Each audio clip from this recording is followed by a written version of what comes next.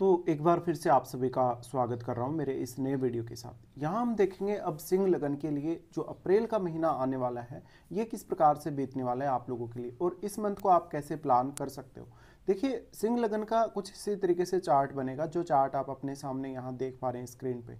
ये जो ग्रहों की प्लेसमेंट है उनमें कुछ हद तक परिवर्तन भी हो सकते हैं मंथ के मध्य में। यहाँ हम सबसे पहले गोचरीय स्थितियों को देखेंगे, उसके बाद इस चार्ट की प्लेसमेंट के आधार पर आगे बढ़ेंगे। गोचरीय स्थितियों में अगर हम बात करें तो सबसे पहले सूर्य को ही देखते हैं। सूर्य 14 अप्रैल तक मीन राशि में गोचर करने वाले हैं। इसके बाद ये मेष राशि में प्रवेश कर जाएंगे। बुध का गोचर मीन राशि में है फिलहाल, और मीन में अभी बुध वक्री हैं। अभी 6 अप्रैल से ये मार्गी हो जाएंगे। शुक्र का गोचर मीन राशि में ही है और 13 अप्रैल से ये भी मार्गी हो जाएंगे। मंगल का अगर गोचर देखेंगे तो 4 अप्रैल से मंगल कर्क में प्रवेश कर रहे हैं। बृहस्पति अभी फिलहाल वृषभ में ही है, और वृषभ में अब लगभग इनका जो समय है समाप्त हो चुका है, और अब ये जल्दी ही मिथुन में प्रवेश करने वाले हैं। इसी तरीके से शनि अब मीन राशि में प्रवेश कर चुके हैं, तो आपको मीन में ही देखने को मिलेंगे। चंद्रमा 1 अप्रैल को आपको वृषभ राशि में दिखाई देंगे गोचर करते हुए। राहु और केतु के गोचर में फिलहाल कोई बदलाव नहीं है। राहु जहां काफी समय से मीन में ही गोचर कर रहे हैं, वहीं केतु कन्या राशि में। हालांकि राहु और केतु का गोचर भी अभी बहुत जल्दी ही बदलने वाला है। तो यहाँ पे अब हम देखते हैं इसका जो वास्तव में प्रभाव है वो आपको किस तरीके से देखने को मिलेगा। सबसे पहले हम यहाँ चर्चा करते हैं सूर्य की। सूर्य का जो गोचर है वो आपके अष्टम भाव में है। अष्टम भाव में लगभग ये 14 अप्रैल तक है मीन राशि में। 14 अप्रैल तक अगर आप कोई भी रिसर्च कर रहे हो, आप अपने लिए कुछ अच्छा इनकम सोर्स ढूंढ रहे हो, कोई ऐसी पैसिव इनकम का प्लान कर रहे हो, तो ये बेटर होगा। यहाँ पे आपको ससुराल पक्ष की तरफ से कुछ समस्याएं आ सकती हैं, लेकिन जहाँ तक कहीं ना कहीं रिसर्च जैसी एक्टिविटीज़ में या अकल्ट से जुड़ी एक्टिविटीज़ में अगर इन्वॉल्व है तो काफ़ी फायदा होगा। इसके साथ साथ आपका जो सिक्स सेंस है वो काफ़ी बढ़ा हुआ रहेगा। साथ ही लेकिन आपको अपने स्वास्थ्य पर भी ज़्यादा ध्यान देने की आवश्यकता होगी, और बिना मतलब का कोई भी कार्य का स्ट्रेस आपको नहीं लेना होगा। इसी तरीके से सूर्य यहाँ स्थित है, तो जो भी जहाँ तक अष्टम भाव से संबंधित काम कर रहे हैं, जो भी प्रोफेशनली अष्टम भाव से जुड़े हुए हैं, उन जातकों को काफ़ी फायदा मिलेगा। इसके साथ ही लेकिन स्वास्थ्य का आपको ध्यान रखना होगा। और यहाँ सूर्य के स्थित होने से आपका, क्योंकि शनि भी यहाँ स्थित है, शुक्र राहु और बुध भी यहाँ स्थित हैं, तो यहाँ राहु यहाँ ग्रहण अवश्य लगा रहे सूर्य के, बट यहाँ सूर्य जल्दी ही यहाँ से निकल जाएंगे और आपके नवम भाव में प्रवेश कर जाएंगे। बट यहाँ आपके फादर के साथ रिश्तों को लेकर और जीवन साथी के जो फैमिली है उनके साथ रिश्तों को लेकर कुछ प्रॉब्लम्स आ सकती हैं। सूर्य उसके बाद यहाँ प्रवेश करेंगे आपके 9th हाउस में। 9th हाउस में प्रवेश करेंगे तो ये उच्च की स्थिति में आ जाएंगे। ये सूर्य दिखाते हैं कि आपके इंडिविजुअल पर्पज़ या कैरियर पर्पज़ से कोई लंबी दूरी की यात्रा आप कर सकते हैं, इवन विदेश यात्रा भी आप कर सकते हैं। यहाँ सूर्य बैठे हैं तो निश्चित तौर पे ही 14 अप्रैल के बाद से आप कुछ हद तक ज़्यादा रिस्की रहेंगे। आप कोई भी काम अगर करेंगे बहुत ज़्यादा रिस्क लेने की कोशिश कर सकते हैं, क्योंकि सूर्य का दृष्टि यहाँ 3rd हाउस पे रहेगा, तो आपके लिए किसी भी काम को करने को लेकर एफर्ट करना बहुत ज़्यादा आसान हो जाएगा। सूर्य की तीसरे घर पे दृष्टि पड़ेगी तो कुछ छोटी दूरी की यात्राओं और लंबी दूरी की यात्राओं से आपको फायदा मिलेगा। अब आप ये देखिएगा नवम भाव में आपके कोई भी प्लैनेट स्थित है या नहीं, क्योंकि उस प्लैनेट विशेष से रिलेटेड आप कोई भी अगर काम करना चाहें तो कर सकते हैं। सूर्य का यहाँ आना थोड़ा सा आपको आध्यात्म की तरफ लेकर जाएगा। साथ ही आप अगर किसी भी अदर स्टेट की यात्रा या विदेश यात्रा या कोई भी लंबी दूरी की यात्रा करना चाहते हैं तो आपके लिए सूर्य यहाँ बहुत अच्छी स्थिति को दिखा रहे हैं। अब यहाँ क्योंकि जो नवमेश है वो आपके 12th हाउस में जा रहे हैं, तो फॉरेन ट्रेवल करना हो, भले ही आपको अपने हायर स्टडीज़ के पर्पज़ से या किसी भी अन्य पर्पज़ से, तो आप कर सकते हैं। इसके साथ साथ अब हम देखें अगर सूर्य के ट्रांजिट के साथ साथ बुध के ट्रांजिट को, तो बुध आपके 2nd लॉर्ड होने के साथ साथ आपके 11th लॉर्ड भी हैं। 11th लॉर्ड और 2nd लॉर्ड होने की वजह से बुध की प्लेसमेंट भी आपके लिए उतनी ही ज़्यादा मैटर करती है। बुध आपके अभी भी अष्टम भाव में ट्रांजिट कर रहे हैं। अष्टम भाव में लगभग इनका जो गोचर है अभी ये वक्री हैं, और 6 अप्रैल से मार्गी होने वाले हैं। 6 अप्रैल से मार्गी होने वाले हैं, तो आप ये समझ सकते हैं कि आपका कहीं भी रुका हुआ पैसा है, अटका हुआ पैसा है, या कोई भी ऐसी इन्वेस्टमेंट है जहां से आप पैसा रिडीम नहीं कर पा रहे, ऐसी कंडीशन में आपको फायदा होगा। बुध के मार्गी होने के बाद आप अपने धन संपत्ति रिलेटेड बहुत बेटर डिसीजन ले सकेंगे, साथ ही फैमिली से रिलेटेड मामलों में भी। यहाँ का जो बुध होगा थोड़ा सा आपको कुछ कम्युनिकेशन प्रॉब्लम्स दे सकता है, लेकिन यहाँ बुध आपको रिसर्च वगैरह में काफ़ी सपोर्ट करेंगे। इसके साथ साथ जो भी आपने अभी तक अनुभव प्राप्त किए हैं, जो भी आपने ज्ञान प्राप्त किया है, भले ही वो किसी भी पर्टिकुलर काम से रिलेटेड हो, वो अब आपके काम आएगा। यहाँ बुध अब नीच की स्थिति में अवश्य हैं, लेकिन यहाँ राहु और शुक्र इनके साथ हैं, तो बुध यहाँ उतना नकारात्मक प्रभाव नहीं देंगे। और क्योंकि जुपिटर भी काफ़ी अच्छी स्थिति में आपके 10th हाउस में ही ट्रांजिट कर रहे हैं, जो आपके 8th लॉर्ड हैं, तो यहाँ बुध का एक नॉर्मल ही आपको प्रभाव देखने को मिलेगा फिलहाल। लेकिन कहीं ना कहीं बुध क्योंकि 11वें भाव और दूसरे भाव को रिप्रेजेंट करते हैं आपके चार्ट में, इसलिए इनके मार्गी होने के बाद आपके इन दोनों भावों से संबंधित जो भी काम है उनमें आपको आसानी होगी। इसके साथ साथ मेनली आपकी डिसीजन मेकिंग की जो क्षमता है या आपकी जो बोलने की क्षमता है वो बढ़ेगी। साथ ही आप बहुत अच्छे से किसी भी विषय को एनालाइज कर सकेंगे।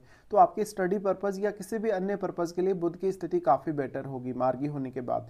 मार्गी होने के बाद अब बुध यहीं मीन में ही गोचर करेंगे फिलहाल के लिए इस मंथ में। इसके बाद अगर हम देखें तो शुक्र की बात करते हैं। शुक्र तीसरे घर के स्वामी हैं और 10th हाउस के स्वामी हैं। तीसरे घर और 10th के लॉर्ड होकर शुक्र भी यहाँ आपके 8वें भाव में ही है। तो मेजरली जो फोकस है आपका पूरे मंथ के दौरान वो अष्टम भाव से जुड़े कार्यों पर होना ही चाहिए। साथ में कोई बहुत बड़ी अपेक्षा भी आपको अष्टम भाव से नहीं होनी चाहिए। तो यहाँ पे शुक्र का आना ये दिखाता है कि जब तक अपने टैलेंट के आधार पे अगर कोई काम कर रहा है अष्टम भाव से रिलेटेड तो वो अच्छा कर सकेगा। साथ में आपका एफर्ट भी पूरा पूरा लगेगा। लेकिन क्योंकि लग्नेश यहाँ है, सूर्य यहाँ है, तो आपके लिए काम करना उतना ही ज़्यादा ईजी भी है। अब आपको देखना होगा आपके चार्ट में यहाँ अष्टम भाव में कोई अन्य ग्रह स्थित है या नहीं, जो आपके जन्म के समय का हो सकता है। उसका संबंध भी आपको यहाँ बुध और शुक्र के साथ देखना होगा और अन्य ग्रहों के साथ भी। बट यहाँ पे अगर हम बात करें शुक्र की, तो क्योंकि शुक्र उच्च की स्थिति में है और राहु के साथ भी है, तो आपका जो मैरिड लाइफ का रिलेशनशिप है उसके ऊपर थोड़ा नकारात्मक असर जरूर पड़ सकता है इस वजह से। फिर यहाँ जो शुक्र हैं लगभग इसी राशि में, मीन राशि में ही गोचर करेंगे इस मंथ के दौरान। तो यहाँ कुछ ना कुछ आपका कोई ना कोई सेक्रेट रिलेशनशिप या सेक्रेट कोई अफेयर होने के चांसेस जरूर बनते हैं अगर आप मैरिड हैं तो। अगर आप मैरिड नहीं हैं तो आपका किसी से कोई फ्रेंडशिप हो सकता है, कोई भी प्रकार से गुप्त दोस्ती आपकी रह सकती है। तो यहाँ पे इस प्रकार की कुछ स्थिति बनेगी। उसके बाद अगर हम देखें तो मंगल के बारे में बात करते हैं। मंगल आपके 4th लॉर्ड है और 12th हाउस में चले गए हैं। मंगल यहाँ नीच की स्थिति में आ गए हैं। जो भी लोग फॉरेन जाना चाहते हैं तो स्वास्थ्य को लेकर थोड़ा सा अलर्ट आपको जरूर रहना होगा। साथ ही लेकिन मंगल एक कारक ग्रह है आपके लिए, तो उतना भी ज़्यादा नुकसान नहीं करेंगे अगर चंद्रमा आपके चार्ट में अच्छी स्थिति में है और मंगल भी अगर आपके चार्ट में अच्छी स्थिति में है। पर स्वास्थ्य को लेकर आपको ध्यान रखना होगा। साथ ही कुछ आपके खर्चे हो सकते हैं। अगर आप अपने हायर स्टडीज़ के पर्पज़ से विदेश जाना चाहें तो जा सकते हैं। इवन सेटलमेंट के बारे में भी अगर सोच रहे हैं तो आपको थोड़ा बहुत समय लग सकता है। यहाँ मंगल स्थित हैं तो निश्चित तौर पे ही आपके वैवाहिक जीवन पे थोड़ा नकारात्मक प्रभाव डालेंगे, क्योंकि आपके पार्टनर के साथ थोड़े बहुत आपके मतभेद या कुछ लड़ाई होने की संभावना भी उतनी ही ज़्यादा रहेगी। और क्योंकि आपके जो सप्तमेश हैं वो खुद इस समय अष्टम भाव में हैं, जहाँ राहु भी हैं और अन्य ग्रह भी स्थित हैं, तो यहाँ वैवाहिक जीवन को लेकर उतनी ज़्यादा अच्छी स्थिति नहीं दिखती है। तो आपको वैवाहिक जीवन को काफ़ी मैनेज करना होगा। अगर आपका किसी से कोई फ्रेंडशिप है, आपका किसी से कोई रिलेशनशिप है, उस मामले में भी आपको थोड़ा मैनेज करना होगा। मंगल यहाँ है तो आपको कोई बहुत बड़ा ट्रीटमेंट दे सकते हैं या आपकी फैमिली के किसी सदस्य को भी। मंगल फिर यहाँ से अगर देखें तो 3rd हाउस पे दृष्टि डालते हैं। नीच का मंगल यहाँ दृष्टि डालेगा तो आपको काफ़ी आक्रामक बनाएगा, उग्र बनाएगा, आपको कोई भी फैसला लेने में काफ़ी तेज़ी से प्रेरित करेगा। तो यहाँ थोड़ा सा आपको सोचना समझना पड़ सकता है कि जो भी आप फैसला लेने जा रहे हैं, जो भी आप डिसीजन लेने जा रहे हैं, कितना ज़्यादा उसमें आपके लिए रिस्क है। मंगल फिर यहाँ दृष्टि डालेंगे अपने उच्च के घर पे, जहाँ वो 6th हाउस पे दृष्टि डालें तो आपको कैरियर के मामलों में बेहद अच्छे रहेंगे।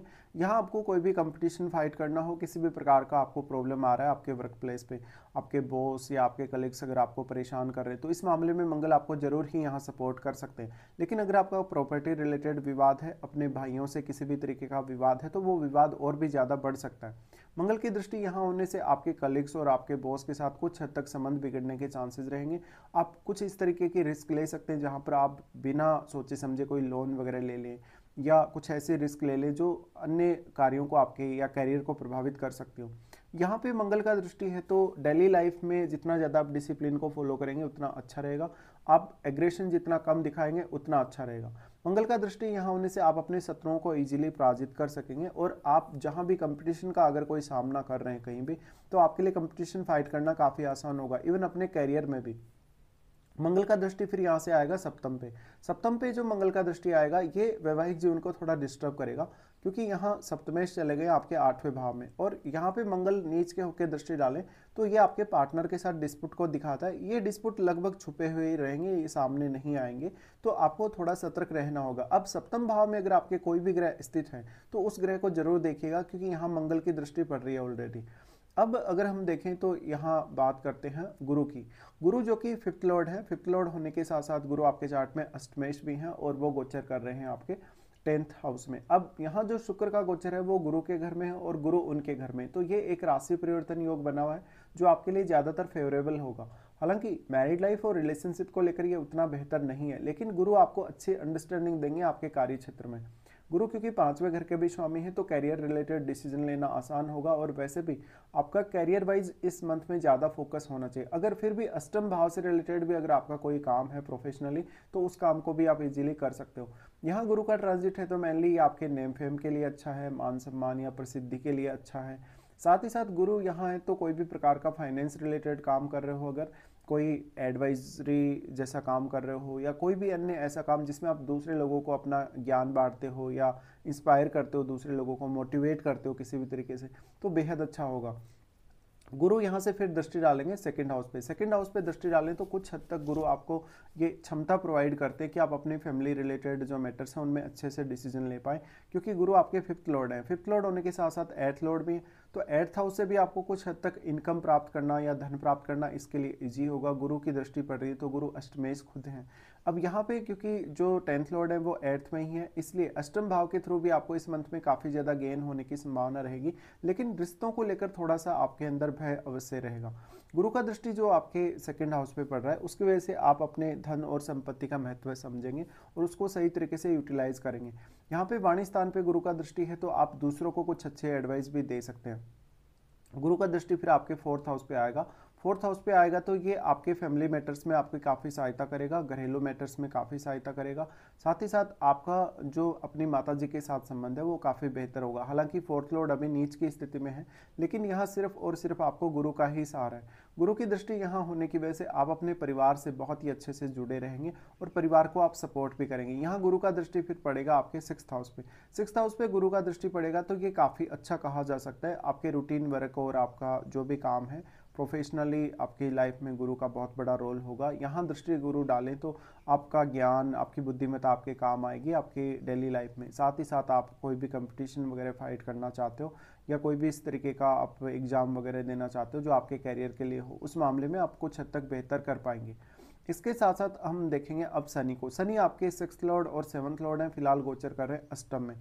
अब जो भी जितने भी सिंह लगन के लोग हैं उनको थोड़ा प्रॉब्लम होगा जब तक यहाँ राहु का ट्रांजिट यहाँ से नहीं हट जाता, और फिर भी राहु सप्तम में आ ही जाएंगे तो सप्तम में आने के बाद थोड़ा प्रॉब्लम और भी ज़्यादा करेंगे। बट फिर भी यहाँ जो सप्तमेश का युति है क्योंकि अभी राहु के साथ, तो ये आपको थोड़ा सा देखना होगा। शनि राहु का युति है तो ये मैरिड लाइफ में काफ़ी सारी प्रॉब्लम्स ला सकता है, बहुत ज़्यादा मिसअंडरस्टैंडिंग ला सकता है। आपका जीवन साथी बहुत ज़्यादा डिमांडिंग हो सकता है, आप पे वो कुछ आरोप लगा सकता है। साथ ही साथ क्योंकि सिक्स्थ लॉर्ड है तो वैसे तो यहाँ विपरीत राजयोग बना रहे, बट वास्तव में शनि और राहु का कंजक्शन है, साथ साथ में यहाँ सूर्य का भी और अन्य ग्रहों का भी कंजक्शन बन रहा है। तो अपनी मैरिड लाइफ को थोड़ा सा प्रोटेक्ट करने के लिए आपको ध्यान देना चाहिए। शनि यहाँ है तो कोई भी प्रकार का बहुत सडन गेन या बहुत कोई सडन एक्सपेक्टेशन आपको नहीं रखनी चाहिए। हालांकि जीवन साथी की फैमिली से थोड़े बहुत मतभेद सामने आ सकते हैं, बट वो लोग आपको कुछ हद तक सपोर्ट भी कर सकते हैं। यहाँ शनि है तो अब शनि क्योंकि सिक्स्थ लॉर्ड है, सिक्स्थ लॉर्ड होने से आपके लिए अगर अष्टम भाव से संबंधित कोई काम कर रहे हो, रूटीन वर्क में अगर आपका अष्टम भाव आता है तो आपके लिए काम करना इजी होगा। शनि का दृष्टि फिर यहाँ 10th हाउस पे आएगा जहाँ गुरु गोचर कर रहे हैं, तो यहाँ शनि कोई भी आपको नेगेटिव प्रभाव नहीं देंगे क्योंकि वो आपके अष्टमेश के घर में ही बैठे हैं शनि, और अष्टमेश पे ही अगर दृष्टि डालेंगे तो ये बेहद अच्छा होगा। हालांकि गुरु के 11th हाउस में ट्रांजिट के बाद यहाँ से गुरु हट जाएंगे, पर यहाँ गुरु की स्थिति और भी ज़्यादा बेटर होगी बाद में। तो गुरु का यहाँ जो ट्रांजिट है शनि की दृष्टि पड़ रही है, लेकिन आप अपना ज्ञान और बुद्धिमत्ता जितना अच्छे से कैरियर में काम मिलेंगे आपके लिए उतना बेटर होगा। फिर यहाँ से शनि का दृष्टि है आपके सेकंड हाउस पे। सेकंड हाउस पे तो फैमिली से कुछ हद तक आपके किसी किसी मामले को लेकर दिक्कतें रह सकती हैं या फैमिली से अंडरस्टैंडिंग की कुछ कमियां रह सकती हैं। यहाँ पे शनि दृष्टि डालें तो आप बहुत ज़्यादा सटीकता के साथ और बहुत ही ज़्यादा सीधी बात बोलने वाले होंगे। साथ ही साथ अगर देखा जाए तो शनि का दृष्टि आएगा पंचम घर पे। पंचम घर पे दृष्टि आएगा तो यहाँ शनि आपको थोड़ा अच्छे से अनुशासित करेंगे और आप अपने जो भी फैसले लेने जा रहे हैं उनको सही करने की कोशिश करेंगे। तो अभी तक आपने कोई अगर गलत फैसला लिया है, आपको अपना फैसला बदलना है, अपना काम का डायरेक्शन बदलना है, तो इस समय आप बदल सकते हैं। शनि की दृष्टि यहाँ है तो संतान के मामलों में और अन्य मामलों में आपको काफ़ी ज़्यादा अनुशासन को दिखाएंगे। इसके बाद देखिए हम बात कर लेते हैं चंद्रमा के बारे में। चंद्रमा आपके 12th लॉर्ड हैं और 12th लॉर्ड होके इनकी जो स्थिति बनेगी शुरुआत में इस मंथ में, वो आपके 10th हाउस में बनेगी। 10th हाउस में बनेगी तो कैरियर के लिए अगर आपको कुछ अच्छा डिसीजन लेना हो तो आप ले सकते हैं। साथ साथ में कैरियर के अलावा आप किसी भी अन्य पर्टिकुलर काम से रिलेटेड भी अगर डिसीजन लेना चाहें तो ले सकते हैं। बट आपके प्रोफेशनली जो आपकी लाइफ है उसको यहाँ चंद्रमा काफ़ी ज़्यादा प्रभावित करेंगे। अगर आपका फॉरेन का संबंध है प्रोफेशन से तो आपके लिए बेटर होगा। चंद्रमा यहाँ हालांकि गुरु के साथ तो रहेंगे ही, तो आपका इमेजिनेशन और आपकी क्रिएटिविटी भी आपके अच्छे से काम आएगी। चंद्रमा उसके बाद प्रवेश करेंगे आपके 11th हाउस में, जहां वो लगभग 3-4 तारीख के आसपास होंगे। ये आपके लिए कुछ अच्छे इनकम सोर्स का संकेत करता है। आपको इनकम का या तो कोई आइडिया आएगा या आपका रुका हुआ पैसा अगर कहीं है तो वो आपको मिलेगा। चंद्रमा उसके बाद यहाँ से प्रवेश करेंगे आपके 12th हाउस में। 12th हाउस में वो अपनी ही राशि में होंगे, लेकिन यहाँ मंगल नीच के हैं। मंगल नीच के होंगे तो यहाँ मंगल का वो नीच भंग कर रहे हैं और गोचर में सिर्फ 2-3 दिन के लिए ही यहाँ वो रहने वाले। तो यहाँ आपके रिश्तों को लेकर कुछ हद तक वो एक अच्छी स्थिति बना सकते हैं, बट आप में उतना ही ज़्यादा एग्रेशन आएगा। साथ ही साथ आप में कुछ ऐसे स्किल्स का विकास हो सकता है जो आपके किसी भी पर्टिकुलर काम में काम आ सकती हैं। बट यहाँ पे आपकी इमेजिनेशन और क्रिएटिविटी ही सिर्फ बढ़ेगी, बाकी आपके रिलेशनशिप के मामलों में उतना ज़्यादा बैलेंस भी नहीं देखने को मिलेगा। तो यहाँ आपको चंद्रमा पर विशेष तौर पे ध्यान देना चाहिए जब वो आपके 12th में गोचर कर रहे हैं। फिर चंद्रमा का गोचर होगा आपके लगन में। लगन में जो गोचर होगा वो ज़्यादातर आपकी लाइफ को बैलेंस करने का काम करेगा, बट आप प्रैक्टिकल ज़्यादा नज़र आएँ तो ज़्यादा बेहतर हो।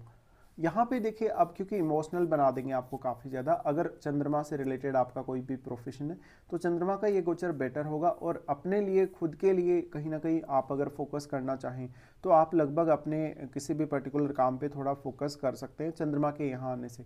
चंद्रमा 12th लॉर्ड है तो चंद्रमा से रिलेटेड या कोई भी क्रिएटिव वर्क कर रहे हैं तो आपको फ़ायदा होगा।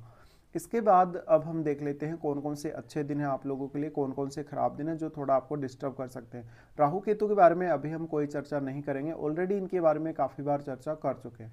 तो यहाँ पे अब सबसे पहले देखेंगे अच्छे दिन कौन कौन से नज़र आ रहे हैं आप लोगों के लिए इस मंथ में। अच्छे दिनों की बात करें तो 1, 2, फिर 5 से 9 तारीख तक, 13, 14 और 18 और 19 ये दिन आपके लिए काफ़ी बेटर होंगे। अगर आपको कोई भी ऐसा काम है जिसमें आपको व्यवधान आ रहा है, समस्याएं आ रही है या कोई भी ऐसा काम है जो आपका नहीं बन रहा, आप उन कार्यों को इन दिनों में प्लान कर सकते हो।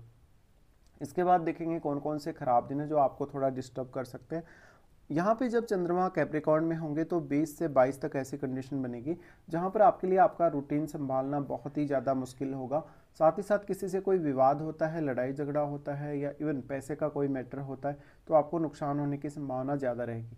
यहाँ चंद्रमा का गोचर इन दिनों में मकर में जो रहेगा वो आपके लिए काम का प्रेशर क्रिएट करेगा। चंद्रमा फिर मीन राशि में प्रवेश करेंगे तो 25 और 26 को इनकी स्थिति मीन राशि में बनेगी, जहाँ पर अनवांटेडली आप कोई ना कोई प्रकार का स्ट्रेस लेंगे, एंग्जाइटी लेंगे। चंद्रमा का गोचर जब अपनी ही राशि में होगा तो वहाँ वो मंगल के साथ युति करेंगे। ये आपके रिलेशनशिप के लिए अच्छा नहीं है, स्पेशली मदर के साथ रिलेशन को लेकर भी। और आपका कोई या तो बड़ा खर्चा होगा या फिर आपसे कोई ना कोई गलत डिसीजन होगा। तो अभी हम लगभग पूरी चर्चा कर चुके हैं। फिलहाल आपको वीडियो देखने के लिए धन्यवाद।